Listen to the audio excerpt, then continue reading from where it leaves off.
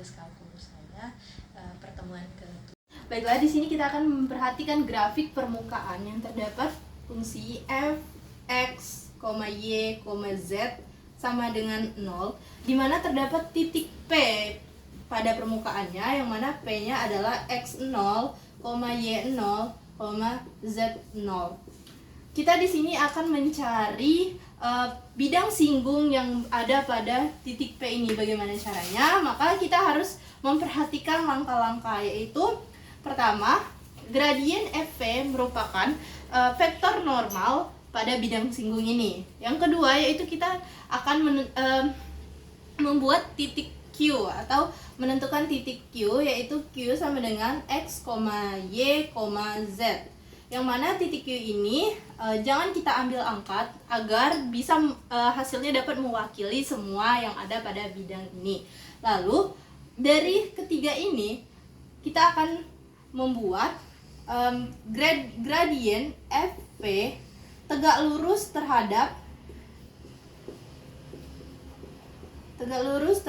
vektor PQ. Kita tarik sumbu dari P ke Q, maka akan menghasilkan sebuah vektor yang tegak lurus terhadap fungsi f, x, y, z, dan tegak lurus juga terhadap gradien Fp.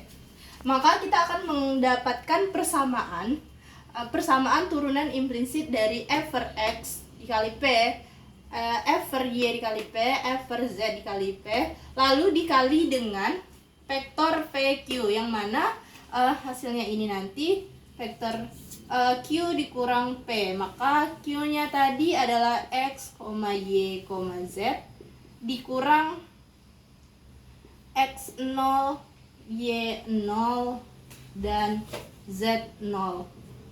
Maka persamaannya seperti ini. Dan hasilnya harus sama dengan 0 karena vektor ini merupakan vektor yang tegak lurus. Dari persamaan ini bisa kita selesaikan menjadi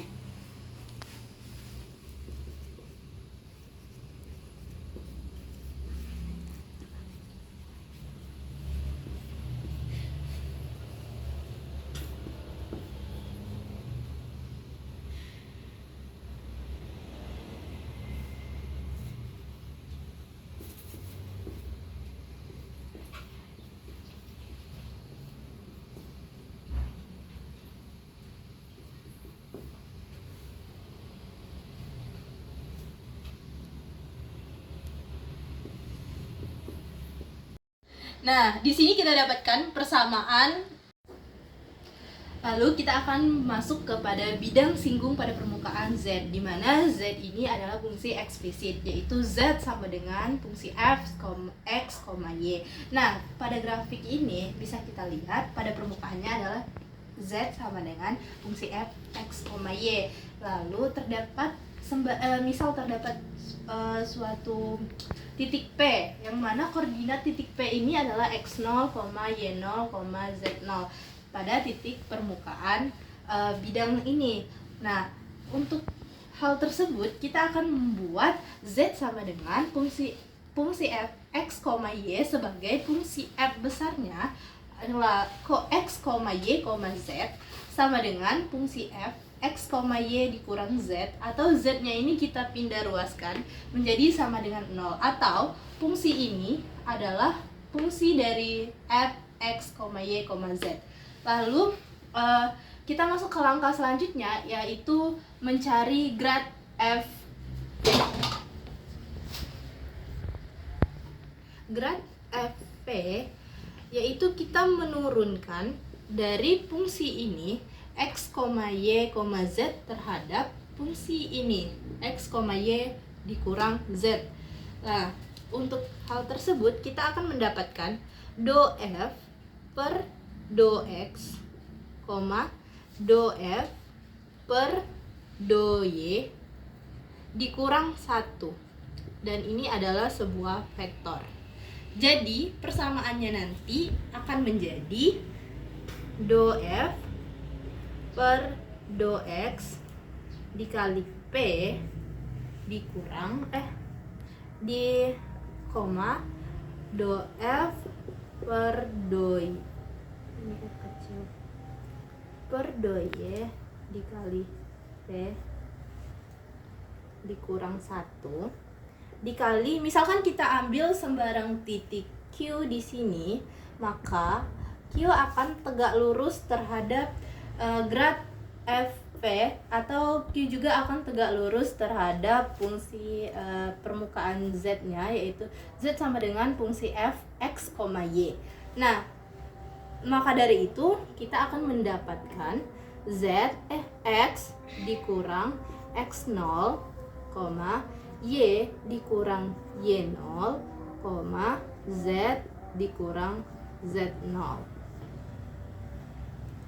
akan sama dengan 0 karena fungsi ini adalah fungsi yang ortogonal. Baiklah, di sini kita akan masuk pada contoh soal, yang mana soalnya tentukan persamaan bidang singgung terhadap x kuadrat ditambah y kuadrat ditambah 2z kuadrat sama dengan 23 di titik 1,2,3.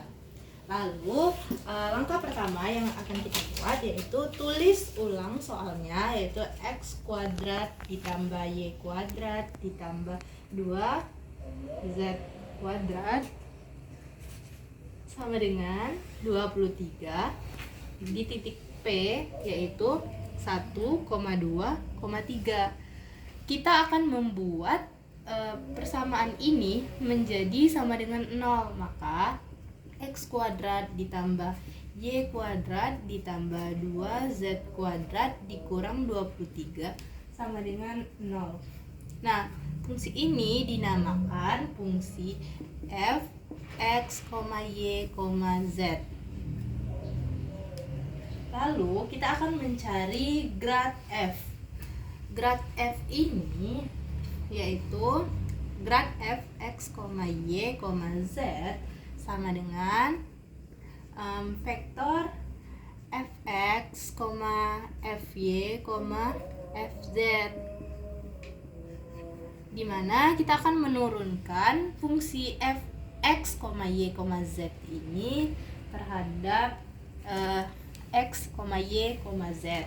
Maka kita akan memperoleh do f per do x, do f per do y, do f per do z sama dengan 2x, 2y, 4z. Lalu kita akan mencari grad f terhadap titik koordinat P, yaitu kita masukkan saja titik P-nya itu 1,2,3. Jadi 2 dikali 1, 2 dikali 2, 2 dikali 3. Maka didapatkan hasil yaitu 2,4,12. Nah, pada persamaan ini kita akan mendapatkan titik P-nya, titik P tegak lurus terhadap grad FP. Nah, kalau sudah begini kita akan mencari menentukan sembarang titik Q. Misal Q-nya di sini. Nah, jadi misal Q adalah x, y, z titik pada bidang singgung.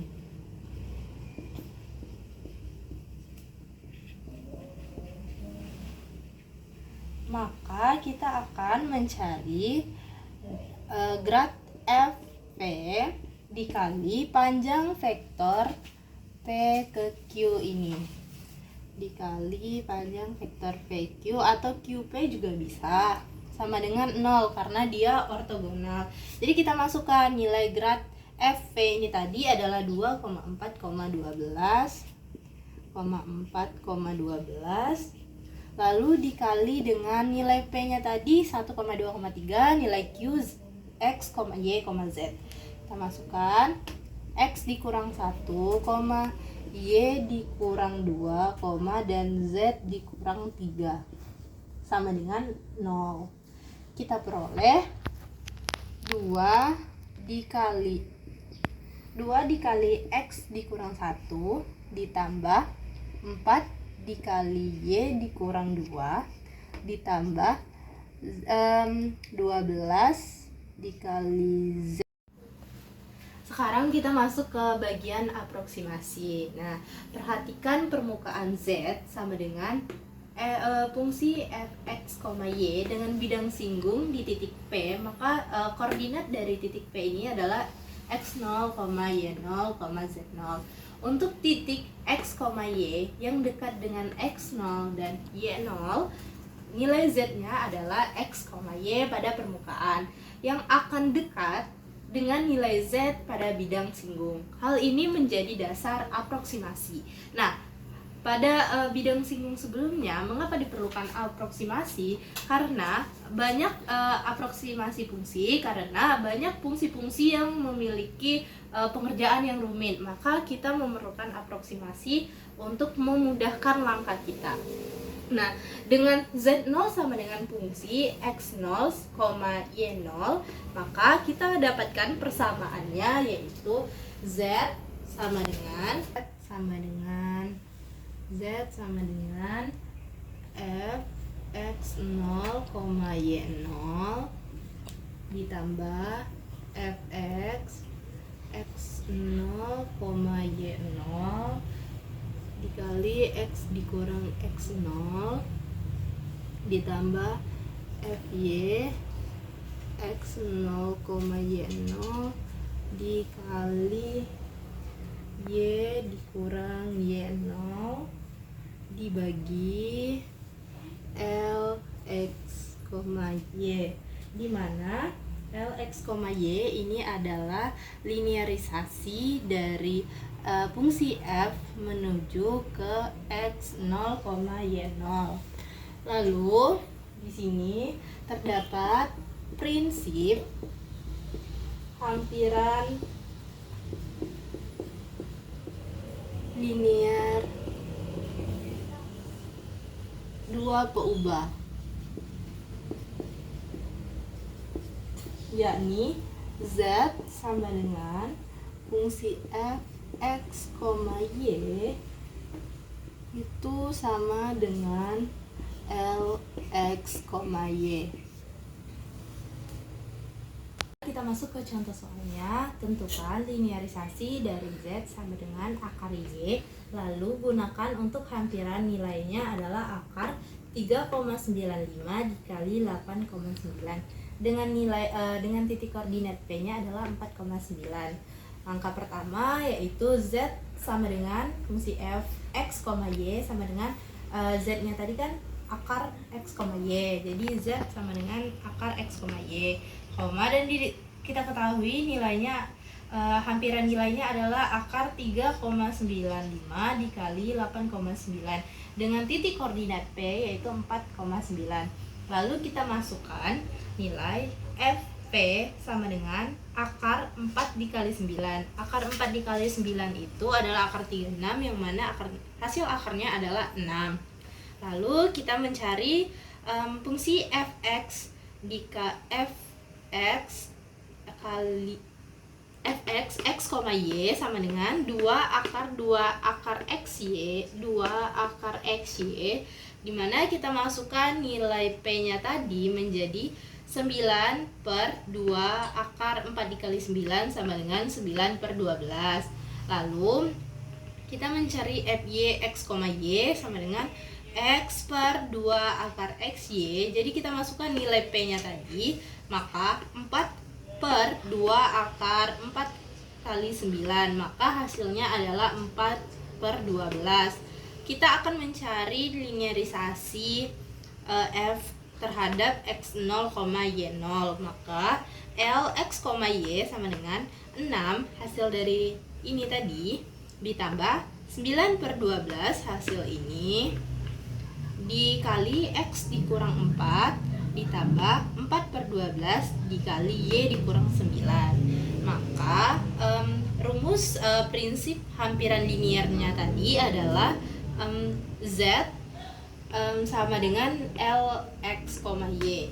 maka Z-nya nilai hampirannya adalah 3,95 dikali 8,9 sama dengan L 3,45 dikali 8,9. Jadi hasilnya yaitu 6 ditambah 9 per 12 dikali 3,95 dikurang 4 ditambah 4 per 12 dikali 8,9 dikurang 9, hasilnya adalah 5,93. Nah, di sini kita akan masuk ke subbab nilai maksimum dan minimum. Misal pada nilai ekstrim global, yaitu misalkan ada fungsi S menuju ke R, di mana R2 ini merupakan subset dari S dan P adalah anggota S. Lalu yang pertama adalah FP, disebut nilai maksimum global jika P pada S apabila FP lebih besar sama dengan FP untuk setiap P anggota S. Yang kedua, FP bintang disebut nilai minimum global pada F jika F pada S apabila F pada P bintang kurang dari FP untuk setiap P anggota S. Nah, nilai FP bintang disebut nilai ekstrim global pada S apabila FP bintang merupakan nilai maksimum global atau nilai minimum global. Selanjutnya kita ke teorema eksistensi maksimum dan minimum. Jika F ini kontinu pada suatu himpunan tertutup dan terbatas S, maka F mencapai nilai maksimum dan nilai minimum global pada S kemungkinan terendah. Nah, dengan catatan S tertutup berarti S memuat titik-titik perbatasannya. S terbatas berarti S memuat dalam suatu cakram C 0, O, R yang mana berpusat di O 0,0 dan berjari-jari R untuk suatu R lebih besar dari 0. Nah, pada bagian ini adalah nilai ekstrim. Jadi teoremanya, misalkan A, X 0, Y 0 adalah titik pada fungsi f, X, Y yang memenuhi. Nah, jadi fungsi ini, fungsi X ini terhadap titik A, yaitu hasilnya adalah 0, dan fungsi Y terhadap titik A, maka hasilnya 0. Didefinisikan, DA sama dengan fx A FYY A dikurang FXYA.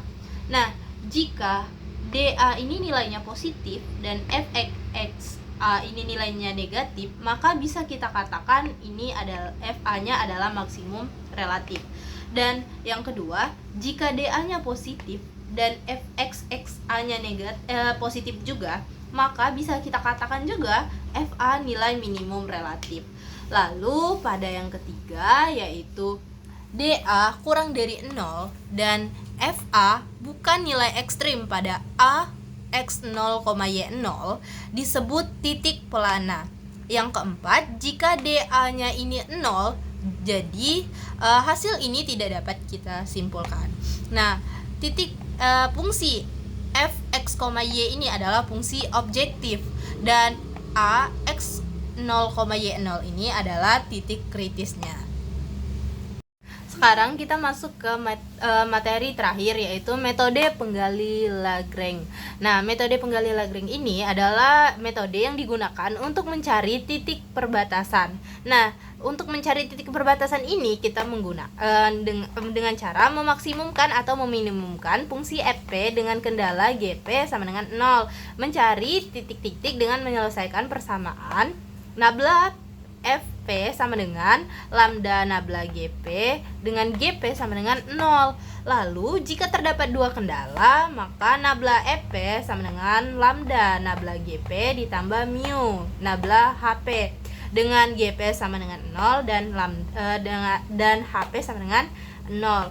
Nah, dari kedua ini hanya membedakan jika dia satu kendala, maka kita menggunakan persamaan yang ini, dan jika dia kedua kendala kita menggunakan persamaan yang ini.